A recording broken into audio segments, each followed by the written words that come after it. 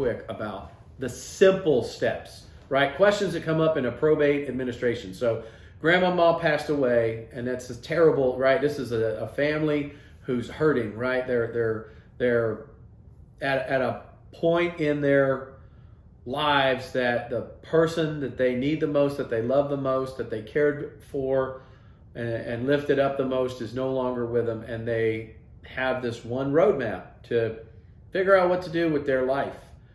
And it's called their will.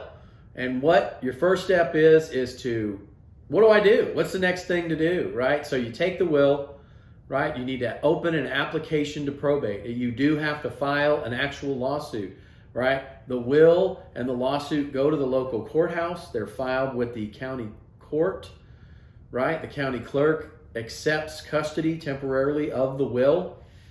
It gets proved up, and letters testamentary are issued. Those are letters authorizing the administrator or the executor or executrix, if we're still using that language, but that basically means the person in charge, right? Generally independently in charge to handle the affairs of the estate. So what are the affairs? Well, once you get your letters and your order allowing the will to probate, you take those things, you open up a bank account, you start collecting the assets, you inventory the assets, right?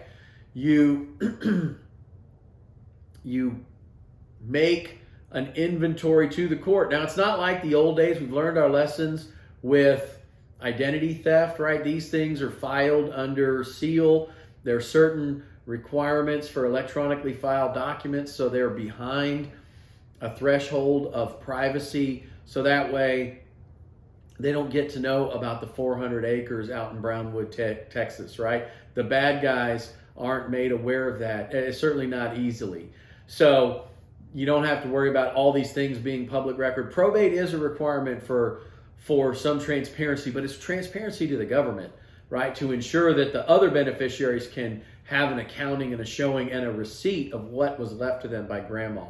And then the next step is, after the inventory is filed and approved, the next step is to make the distributions, right? So if it's a check to $10,000 to Junior and the land in Brownwood to, cousin Fred, because he farms out there, then those things are put into motion, and, leave the estate open for a period of time. Make sure you found everything and then wind it up. That's it.